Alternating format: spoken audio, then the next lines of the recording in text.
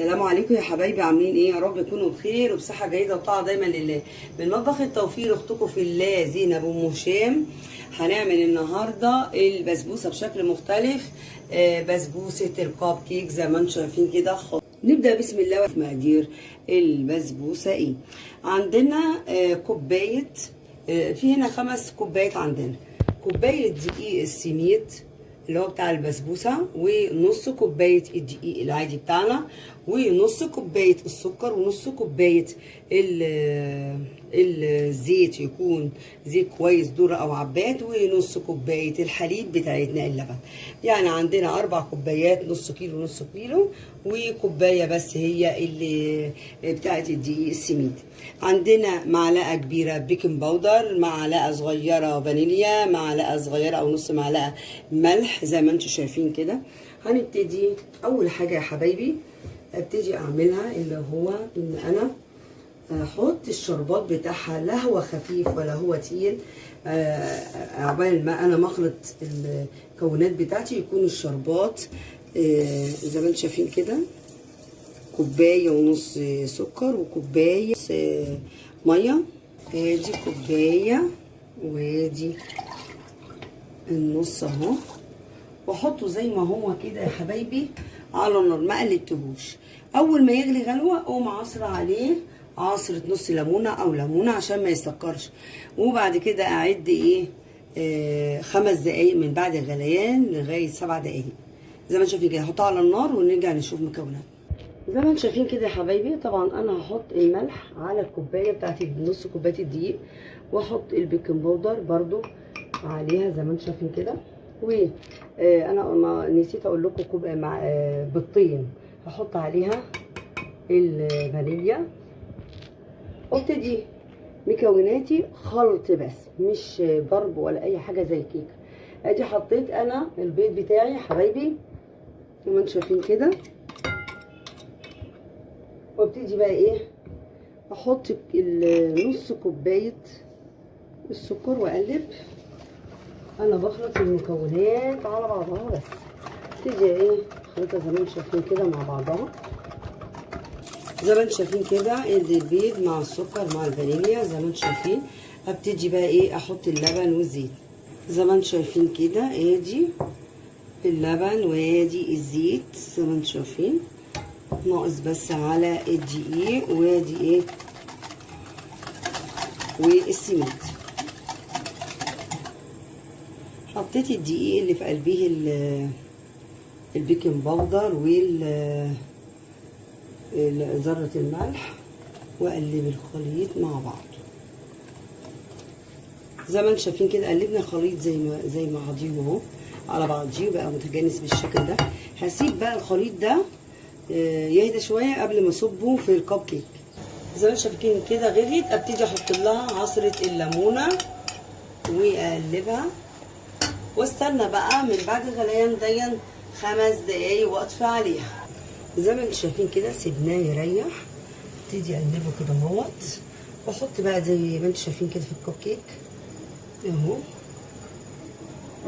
اي حاجه عندك زي ما انتم شايفين كده، او معلقه اهو، معليهاش قوي يعني زي ما انتم شايفين كده اهي. سويها بمعلقه. ادي يا حبايبي اهو بسويها. تيجي بقى اعمل ايه كل الباقي. ادي حطيتها في صاج يا حبايبي، بدور كده داير اهو عشان ما تتلوثش يعني، وما نملاش لغايه الاخر.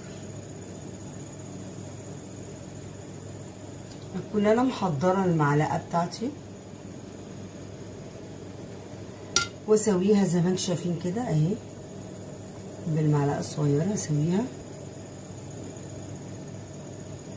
طبعا انا دهنيه يعني دهنه صغيره زيت. وادي اهو حطاه على صوج اهو عشان السيليكون يعني زي ما انتم شايفين كده. هامله بقى ايه الباقي وارجع لكم تاني بالشكل ده. انا عدى 5 دقايق اهيت زي ما انتم شايفين كده. لازم البسبوسه تكون الشربات بتاعها خفيف اسيبه يهدى، وبعد كده املى الكب كيك واحطه في الفرن. احط له الفانيليا واقلب زي ما انتم شايفين كده، واسيبها بقى ايه، ادي هديت زي ما انتم شايفين كده. اسيبها تهدى خالص عشان اسيبها تهدى. بس انا المفروض دي يبقى سخن والبسبوسه سخنه. يعني انا دلوقتي هدخل البسبوسه في الفرن على درجه حراره 180 في الرف الوسطاني، هتقعد 20 دقيقه. بس افتكرت لازم البسبوسه تبقى سخنه والشربات سخن. قبل لما الاقيها يعني قربت تطلع او مسخناها كده تبقى سخنه ومصباها عليه. دلوقتي هروح اودي ايه البسبوسه في الفرن وارجع لكم تاني. زي ما انتم شايفين كده طلعناها من الفرن. عندنا بقى اختيارات وهي سخنه كده. وادي برضو ده سخناه، الشربات سخن وهو سخن. وابتدي بقى ايه احط كل ايه قالب اسقي كده اهو. طبعا تحت منها ايه الصاجه زي ما انتم شايفين كده، كل قالب بسقيه. وده سخن والشربات سخن، البسبوسه والشربات سخنين زي ما انتم شايفين كده.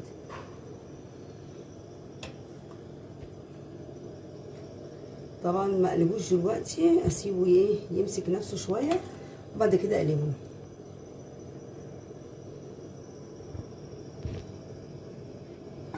زي ما انتم شايفين كده ابتدي اسقي كله واسيبه يهدى شويه واقلبه في طبق التقديم.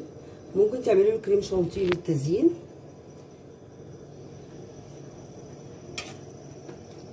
على الوش او قشطه سيان ده او ده كده. انا سقيته بقى، استنى يهدى وبعد كده اقدمه لكم في طبق التقديم.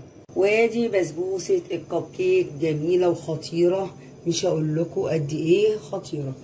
زي ما انتم شايفين كده. وممكن تحطوا زينوها بكريم شانتيه او قشطه زي ما انتم شايفين كده، تحطوا عليها قشطه. هنحط قشطه عليها زي ما انتم شايفين كده جوه الايه الخرم بتاعها اللي احنا حاطينه ده. ادي جميله زي ما انتم شايفين كده. الوصفه سهله وبسيطه. استودعكم الله الذي لا تضيع ودائعه، والسلام عليكم ورحمه الله تعالى وبركاته.